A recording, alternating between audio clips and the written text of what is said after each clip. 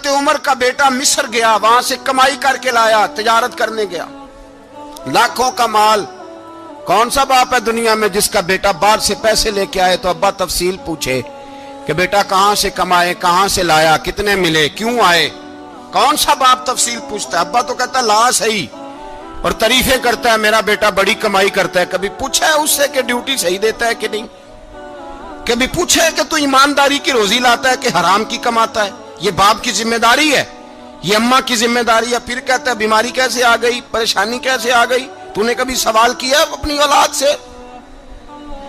حضرت عمر فاروق رضی اللہ تعالیٰ عنہ کا بیٹا مصر سے پیسے کما کے لایا تو جناب عمر نے بلایا، فرمایا بیٹے اتنی تو تیرے پاس راس ہی نہیں تھی، تھوڑے سے تو پیسے لے کے گیا تھا، اتنی کمائی کیسے ہو گئی؟ اتنے تو پیسے نہیں تھے صاحب، کہاں سے کمائی لائے؟ اس نے کہا ابا جی وہ جو میرے چچا ہے نا مصر کے گورنر، آپ کے دوست، انہوں نے میری مدد کی ہے۔ فرمایا جتنے لوگ گئے تھے سب کی ہے مدد اس نے؟ کہا نہیں صرف میری کی۔ فرمایا تیری کیوں کی؟ تیری کیوں کی؟ کہا حضور آپ کے دوست ہیں۔ فرمایا چپ کر، حضور انہوں نے مجھے اتنے پیسے دیے، میں نے کاروبار میں ڈالے تو نفع آیا تو میں ان کی رقم دے کے۔ فرمایا خاموش ہو جا، باقی جتنے لوگ گئے تھے سب کی مدد کی اس نے؟ کہا نہیں حضور صرف میری کی۔ فرمایا اس نے تیری مدد نہیں کی، اس نے خلیفہ کے بیٹے کی مدد کی، اس لیے کہ وہ خلیفہ کو اپنے حق میں نرم کر سکے۔ فرمایا آدھا مال تیرا ہے، آدھا مال غنیمت کا ہے، مال خزانہ کا ہے، مسلمانوں کا ہے، اس لیے کہ تو جو وہاں سے مال کما کے لایا ہے وہ اپنے باپ کے خلیفہ ہونے کی وجہ سے کما کے لایا ہے، لہذا رکھ ادھر۔ یہاں کہتے ہیں کدھر سے آیا، کیسے آیا، کون سا حساب دیں، کیا کریں؟ او بھائی حضرت عمر رضی اللہ تعالیٰ عنہ کا اپنی اولاد کے بارے میں یہ رنگ ہے۔ ایک جنگ سے نا خوشبو آئی، خوشبو بڑی مہنگی ہوتی تھی، عرب میں خوشبو آج بھی بڑی مہنگی ہے، وہ زیادہ استعمال کرتے ہیں۔ میری باتوں کی سمجھ آ رہی ہے میرے بھائیوں؟ بڑی مہنگی خوشبو تھی۔ جب وہ خوشبو آئی تو حضرت عمر نے کہا، گھر میں پہلے پہنچی حضرت عمر کے، چونکہ زیادہ عورتیں استعمال کرتی تھی گھر کے اندر خوشبو، مرد بھی لگاتے تھے۔ حضرت عمر نے اپنی بیوی سے کہا، آپ کی زوجہ تو تھی وہ بڑی خوشبو کو پسند کرتی تھی۔ حضرت عمر نے اپنی زوجہ سے کہا کہ خوشبو لاؤ، میں نے ایک عورت کی ڈیوٹی لگائی ہے، وہ خوشبو تول کے نا تو حصہ برابر صحابہ میں بانٹ دے گی۔ تو آپ کی زوجہ کہنے لگی کسی بی بی کی ڈیوٹی لگانے کی کیا ضرورت تھی، میں جو موجود تھی میں بانٹ دیتی ہوں تول کے حصہ برابر۔ آپ نے فرمایا نہیں تو رہنے دے، وہ فلانی بی بی بانٹے گی۔ کہا حضور میں نے بھی بانٹنی ہے، میرے پہ کچھ حق ہے؟ آپ نے فرمایا نہیں، تو تفصیل نہ پوچھ، تو خوشبو دے دے، کوئی اور بانٹے گی۔ خاتون خانہ تھی نا، کہنے لگی نہیں مجھے بھی آج آپ کو بتانا ہی پڑے گا کہ کوئی جو بانٹ سکتی ہے تو میں کیوں نہیں بانٹ سکتی؟ زوجہ کہتی عمر نے بات کی تو میری چیخیں نکل گئی۔ حضرت عمر فرمانے لگے جب تو خوشبو بانٹے گی نا تیرے ہاتھوں کو بھی لگے گی، تیرے دوپٹوں کو بھی لگ جائے گی۔ اگر رب کریم نے مجھ سے سوال پوچھا کہ عمر خوشبو تو مسلمانوں کی تھی، تیری بیوی کے دوپٹے کو کیوں لگ گئی، تو میں اللہ کے حضور کیا جواب دوں گا؟ اگر اللہ نے یہ سوال کیا کہ تیری بیوی نے کیوں لگائی، وہ تو حصہ تھا مسلمانوں کا، تو نے تیری بیوی نے کیوں لگائی؟ تو فرمایا میں نہیں چاہتا کہ اللہ کے حضور مجھے اور تجھے باز پرس ہو، لہذا کسی اور کو بانٹنے دے۔ زوجہ روئی اور تڑپ کے کہنے لگی عمر مجھے لگتا ہے صبح قیامت بھی تیری بیوی ہونے کی وجہ سے اللہ مجھے جنت عطا فرما دے گا، تیری زوجہ ہونے کی برکت سے۔ بھائی یہ معیار رکھا، خدا کی قسم ایسا شخص تاریخ میں دوبارہ نہیں آیا۔ اتنا بڑا آدمی، اتنا بڑا شخص، اتنا بڑا آدمی، اور پھر رنگ یہ ہے کہ عمر 22 لاکھ مربع میل کا حکمران، 22 لاکھ، اور کھجور کے درخت کے نیچے مٹی کا ڈھیلا لے کے سو گئے ہیں، پرواہ کوئی نہیں، کوئی مسئلہ ہی نہیں۔ دو غلام ساتھ بیٹھے تو ایک روٹی حضرت عمر نے گھر سے منگوائی، تھوڑا سا سرکہ، تو غلام کہنے لگے ہم نے بھی کھانی ہے۔ فرمایا کوئی حرج نہیں، روٹی کو پیٹ بھر کے کھانا ضروری تو نہیں، 3 حصوں میں بانٹ لیتے۔ ایک آدمی آیا ہوا تھا مصر کا رہنے والا ملنے کے لیے، اس نے پوچھا عمر کدھر ہے، تو کہا وہ ادھر جاؤ مسجد میں بیٹھے ہوں گے، اور واپس آیا تو کہنے لگا وہاں تو 3 غلام بیٹھے ہیں، ایک روٹی بانٹ بانٹ کے کھا رہے ہیں, لگتا ہے کئی دنوں سے روٹی نہیں ملی. کہا 3 غلام تو کوئی نہیں, وہاں 2 ہی تھے, تیسرے تو امیر المومنین تھے. اس نے کہا نہیں 3 غلام ہیں, کپڑے بھی ایک طرح کے پہنے ہوئے, بلکہ 2 کے تو پھر صحیح ہیں, تیسرے کے تو زیادہ ماڑے ہیں. کپڑے بھی ایک طرح کے, کھانا پینا بھی ایک طرح کا, اور ان کا نشست برخاست بھی ایک طرح کی ہے, لہذا کوئی فرق نہیں. حضرت ابو ہریرہ کہتے ہیں میں لے کے آیا, اور جناب عمر کو جب میں نے کچی زمین میں تامت سمیٹ بیٹھے دیکھا تو میں رو پڑا. میں نے اس مصر سے آنے والے کو کہا تو اس کے جلوے دیکھ, اگر اس کی ذات میں اتنا حسن ہے تو محمد عربی کا مقام کیا ہوگا. یہ مقام غور ہے, مقام غور. 10 محرم کو لوگ دیگے پکائیں گے نا, نہیں پکانی ہے, کوئی بول دے نہیں, ہاں نہ نہیں کر دے. پروگرام بدلیا تو نہیں دی عید کی کہ وہی کام شروع ہوا ہے لاسٹ ایٹ ہونے والا. کیوں جی, پکنی ہے نا دیکھیں 10 محرم کو انشاءاللہ تعالی, ہم بھی پکائیں گے انشاءاللہ, یہاں بھی پروگرام ہوگا. تو 10 محرم کو جو دیگ پکنی ہے تو ایسا نہیں ہو سکتا کہ 1 محرم کو حضرت عمر کے نام کی بھی کوئی پک جائے. اگر امام حسن حسین کے نام کی دیگیں پکیں تو جو امام حسن حسین سے پیار کرنے والے ہیں, جو امام حسن حسین سے, ہم لوگوں نے بھی عجیب رٹا اپنایا ہے نا, ہم لوگ بات کا ایک پہلو دیکھتے ہیں دوسرا نہیں دیکھتے. حضرت امام حسن اور حسین کو بھی نبی پاک نے شہید کہا, اور جناب عمر کو بھی رسول اللہ نے خود شہید فرمایا. فرمایا شہید ہے, خود فرمایا اپنی زبان سے کہ یہ شہید ہے, خود میرا عمر شہید ہے. تو ان کے نام کی دیگ نہیں پکنی چاہیے, اس طرف نہیں ہماری توجہ ہونی چاہیے. اور اہل بیت نبو, یہ بات میں پہلے بھی کرتا ہوں, آج پھر کرنا ضروری سمجھتا ہوں. اہل بیت کا پیار, سن لو کان کھول کے, اہل بیت کا پیار اگر ہمیں کسی نے سکھایا ہے تو سیدنا عمر فاروق نے سکھایا ہے. اہل بیت نبوت کی محبت اگر کسی نے سکھائی ہے تو کس نے سکھائی ہے, بول کے بتائیے. حضرت عمر نے. اہل بیت کا پیار ہمیں حضرت عمر نے بول کر کے سکھایا ہے. بھائی یاد رکھیں, کسی کی طاقت نہیں تھی دم مارنے کی حضرت عمر کے سامنے, طاقت ہی نہیں تھی. کیسر و کسرا کانپ جاتے تھے, جرت ہی نہیں کرتے تھے حضرت. اور ہمارے تو تعلقات بڑے ہیں نا غیروں سے. حضرت ابو موسیٰ اشعری رضی اللہ تعالیٰ عنہ فرماتے ہیں میرا منشی سائی تھا, وہ کاتب کہتے تھے وہ لوگ, میرا حساب کتاب عیسائی تھا. تو فرماتے ہیں ایک دن میں نے وہ سارا حساب کتاب لین دین کے حضرت عمر کو دکھائے تو فرمانے لگے جس نے لکھے ہیں اس کو بلاؤ. کہنے لگے ضرور مسجد نہیں آ سکتا. کیوں نہیں آ سکتا؟ کہنے لگے وہ عیسائی ہے. کہتے ہیں حضرت عمر جلال میں آ گئے. آپ فرمانے لگے جنہیں رب دور کرتا ہے تم کیوں قریب کرتے ہو, جنہیں اللہ دور کرتا ہے. فرمایا تم غیروں کو اگر عہدے دو گے تو اپنوں کا کیا بنے گا, اگر تم غیروں کو عہدے دو گے تو اپنوں کا. یہ سوچ ہے جو آج برما کے مسلمانوں کے لیے بھی ضروری ہے. کہا اگر تم غیروں کو عہدے دو گے تو اپنوں کا. ہم نے غیروں کو عہدے دیے تو دیکھا نا اپنے کس طرح کاٹے جا رہے ہیں. غیروں کو جو عہدے دے دیے جرانے سارے غیروں سے, روز دعویٰ ہوتا ہے چین ہمارا سجن ہے, چین ہمارا دوست ہے. او بھائی دوست ہے تو اس سے کہو نا کہ برما تو تمہاری ایک چھوٹی سی ریاست ہے, چین کے بغیر تو وہ سانس بھی نہیں لے سکتا. اس کو کہو نا اس حکومت پہ دباؤ ڈالے. لیکن ہم لوگوں نے غیروں کو عہدے دیے تو اپنے پس گئے. حضرت عمر کہتے تھے ذمی کا ہم ادب کریں گے, ذمی کافر کا ہم, ایسا کافر جو مسلمان ریاست کو قبول کرے, بدامنی نہ پھیلائے. ایک آدمی کو آپ نے دیکھا آنکھوں سے نابینا ہے اور بھیک مانگ رہا ہے, تو حضرت عمر کو نظر آ گیا. فرمایا کون ہو؟ اس نے کہا میں یہودی ہوں. فرمایا بھیک کیوں مانگتے ہو؟ کہا جب تک تندرست تھا مسلمانوں کو جزیہ دیتا تھا, بوڑھا ہو گیا ہوں کیا کروں. حضرت عمر نے گھوڑے کی پشت پہ بٹھایا, کافر کو گھوڑے کی پشت پہ بٹھایا اور بٹھا کے مدینے لائے. حضرت علی شیر خدا وزیر خزانہ تھے. فرمایا علی اس کا وظیفہ جاری کرو. کہا یہ کون ہے؟ فرمایا یہ یہودی ہے لیکن یہ ہمیں جزیہ دیتا رہا, بوڑھا ہو گیا بیچارہ, بھیک مانگنے پہ مجبور ہے, ہماری حکومت کے اندر رہتا ہے, اس کا پورا وظیفہ جتنا خرچہ اتنا وظیفہ لگاؤ.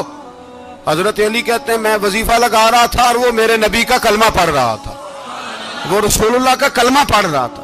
یہ مزاج, یہ نہیں کہ کافر. حضرت عمر نے گورنروں کو خط لکھے تھے کہ زبردستی کسی کو مسلمان نہیں کرنا, جہاں ان کی عبادت گاہیں بنی ہو گرانی نہیں, کوئی مندر کوئی گرجا ضائع نہیں کرنا. اسلام سب کو جینے کا موقع دیتا ہے, پر بے ایمانوں ظالموں बदजातो तुम्हें यह कहता है कि हम तुम्हें जीने का मौका देते, तुम भी मुसलमानों को जीने का मौका दो। ये जहां बसते हैं, जहां रहते हैं, इन्हें वहां जीने का मौका दो, इन्हें भी अल्लाह अकबर कहने का मौका दो, इन्हें भी कुरान पढ़ने का मौका दो, इन्हें भी रसूलुल्लाह पर दुरूद पढ़ने का मौका दो। हमारे मुल्क में ईसाई अपनी मर्जी से खुलेआम तबलीग करते हैं। यहां तो चैनल चलाए हैं ईसाइयों ने। किसी मजहबी जमात ने कभी जुलूस निकाला है कि ईसाइयों का चैनल बंद करो? बोले निकला है कि नहीं निकला? कितने जुल्म की बात है। हम जब गैर को इतना तहफुज देते, इतना तहफुज देते, हमने देखा है, मुझे बीसियों लोगों ने ईद पे टेलीफोन किए कि ईसाइयों को कुर्बानी का गोश्त दे ले, मजबूर हैं जी, दरवाजे पे आ गए हैं, हमारे काम काज करते हैं। बीसियों लोग, आम आदमी के दिल में इनका इतना जज्बा है, वो मसाइल का बयान करने एक अलग बात, लेकिन हमारे दिल काफर के हक में भी नरम हो जाते हैं। तुम किस कदर ज्यादा बेईमान हो और कुफर किस कदर ज्यादा जलील हो गया है कि मुसलमान के हक में नरम होता ही नहीं। और उससे बड़े जलील वो हैं जो इन जलीलों के सपोर्टर हैं। वो किसी अरब मुल्क के हुक्मरान हो या किसी और जगह के, वो बड़े जलील है जो इन जलीलों के सपोर्टर हैं, जो बर्मा की बच्चियों के कत्ल पर अपनी हुकूमतें चमका रहे हैं। ने शर्म नहीं आती, इस कदर मुसलमान तड़पा है, लेकिन उन बेगैरतों को जरा होश नहीं आई। और ये उनके कमाश, उनके दलाल जो हर जगह उनकी सपोर्ट करके अपनी हुकूमतें कायम करते हैं, बेईमानों को पता नहीं कि कब इन पर अल्लाह का अजाब उतरेगा और किस तरह इनके परखशे उड़ेंगे। तुम्हें अपनी जिल्लत और रुसवाई नजर नहीं आ रही कि जमीन किस तरह तुम्हारे लिए तंग हो गई है? इससे ज्यादा और तुम्हारी रुसवाई क्या होगी? डरो अल्लाह से, और ये तो दुनिया का अजाब है। इन्ना बत्श रब्बिक लशदीद, मेरा रब कहता है क़यामत तो कायम होने दे। जितना सख्त तेरे रब की पकड़ है, इतनी किसी दूसरे की हो सकती है, याद रखें।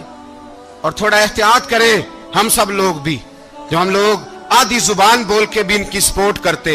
अब शर्म आनी चाहिए हमें इन हुकूमतों की सपोर्ट करते जो मुसलमानों की लाशों के ऊपर हुकूमतें कायम करते हैं। शर्म आनी चाहिए। बहरहाल बात दूर निकल जाएगी और मैं अपने मजमून पे रहता हूं। अहले बैत का प्यार अगर सिखाया है तो जनाब उमर ने सिखाया है रदी अल्लाह ताला अन्हो। इमाम हसन मिलने, आप यकीन करें, मैं जब इस वाकया को पढ़ता हूं तो मेरा दिल झूम जाता है। मैं कहता हूं यार, डाटा होना अपनी जगह पे, इश्क होना अपनी जगह पे, इंसान का बावकार होना अपनी जगह। जहां खड़े होना था वहां ये खड़े होते थे, और जहां झुकना था वहां ये इन लोगों में इकबाल ने कहा था, तेरी निगाह नाज से दोनों मुराद पा गए, अकले गियाबो जुस्तजू इश्के हुजूरो इस तरह। जहां अगर आया है सामने कैसरो किसरा तो उमर जैसा दलेर कोई नहीं, अगर सामने आया ईरान का बादशाह तो उमर जैसा तगड़ा कोई नहीं, अगर आया है सामने गुस्सान का बादशाह तो उमर जैसा आदिल कोई नहीं। लेकिन अगर अली का बेटा आया है, अगर फातिमा के लाल पारे आए हैं, तो फिर फारूक आजम से जैसा मुहिब कोई नहीं, फिर उनसे जैसा प्यार करने वाला कोई नहीं। अंदर बैठे हैं जनाबे उमर, अंदर तनाई में कुछ वजीरों से गुफ्तगू हो रही है, मीटिंगें जारी हैं। आपके बेटे मिलने आए जनाबे अब्दुल्ला इब्ने उमर, अब्बा जी मिलने आए। बात ठहरो, बात कर रहा हूं, कोई ना अंदर आए। साहबजादा बाहर खड़ा है। थोड़ी देर गुजरी तो इमाम हसन भी आ गए। कौन आए? आपको जो मिलेगा इमाम साहब का नाम लेने से, वो सरदार हैं जन्नतियों। कौन आए? सारे बोलिए। इमाम हसन, तेरी नस्ल पाक में है बच्चा बच्चा नूर का, तू है ने नूर तेरा सब घराना। इमाम हसन आए तो हजरत अब्दुल्ला इब्ने उमर को दरवाजे पे खड़े देखा। कहा अमीरुल मोमिनीन कहाँ हैं? कहने लगे हजरत उमर के बेटे। कहने लगे वो अंदर बैठे, कुछ मीटिंग हो रही है और उन्होंने कहा कोई अंदर ना आए, लेकिन आप जाना चाहें तो चले जाएं। आप जाना चाहें तो, तेरी नस्ल पाक में है बच्चा बच्चा नूर, आप जाना चाहें तो चले जाएं। तो उन्होंने कहा जब आप बाहर खड़े हैं तो मुझे कोई इतना जरूरी काम नहीं, और अभी जोर की नमाज थोड़ी देर में होगी, मैं मस्जिद में मिल लूंगा अमीरुल मोमिनीन से। ये बात कह के इमाम हसन चले गए। यार इतनी बड़ी बात नहीं थी, इतनी बड़ी बात नहीं थी। तो मेरे उस्तादों का बेटा भी आया तो कहा ठीक है जी, वो सोए हुए हैं तो कोई गर्ज नहीं यार, मैं ठहर के आ जाऊंगा, कोई बड़ी बात नहीं थी। देखा जाए तो बड़ी बात नहीं थी, पर बात बहुत बड़ी थी, इसलिए कि ये खाली हसन नहीं, ये हसन इब्ने अली है, ये हजरत फातिमा के लख्ते जिगर। हजरत उमर बाहर निकले, अब्दुल्ला इब्ने उमर से पूछा कोई आया तो नहीं?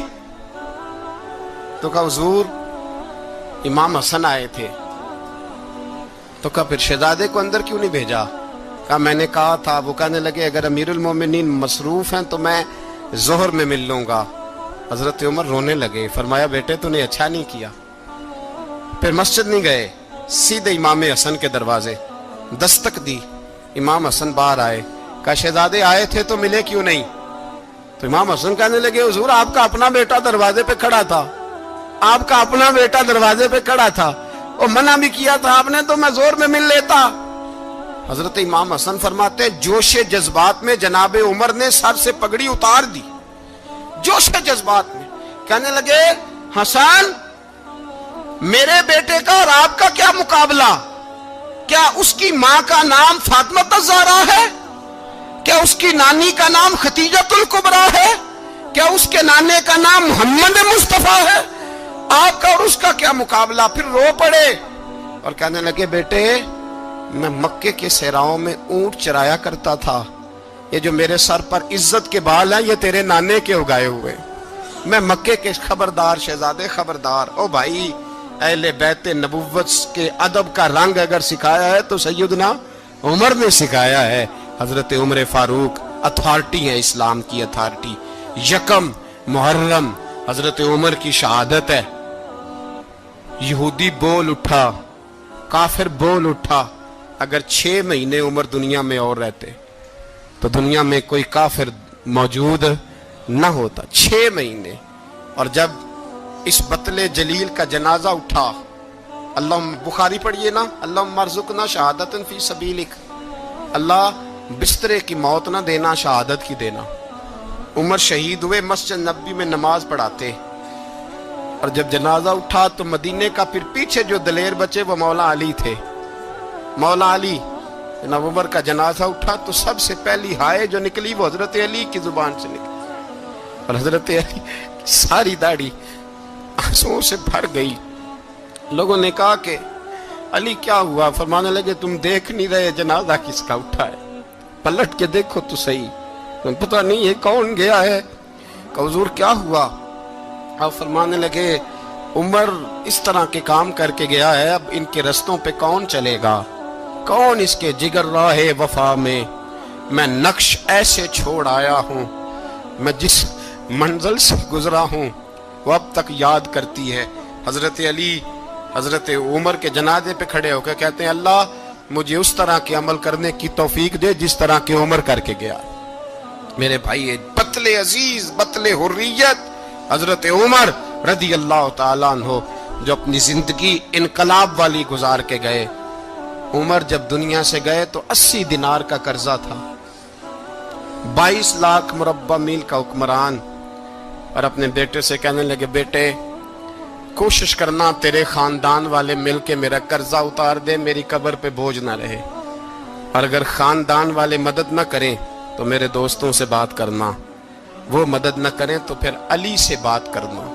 ان کا پیار آپس میں اتنا, اور تو اختلاف ثابت کر رہا. 80 دینار کا قرضہ چھوڑ کر حضرت عمر دنیا سے گئے, اور جاتی دفعہ کہہ گئے میرے بعد میرے بچوں کو حکومت کے مشورے میں بھی شامل نہ کرنا, حکومت کے مشورے میں بھی میری اولاد شامل نہ ہو. اتنا بڑا شخص اتنا بڑا رنگ دے کے یکم محرم کو جب عمر فاروق کا وصال ہوا تو بیٹے سے کہنے لگے اماں عائشہ سے جا کے کہو میرا بھی نبی پاک کے روزے میں دفن ہونے کو دل کرتا ہے.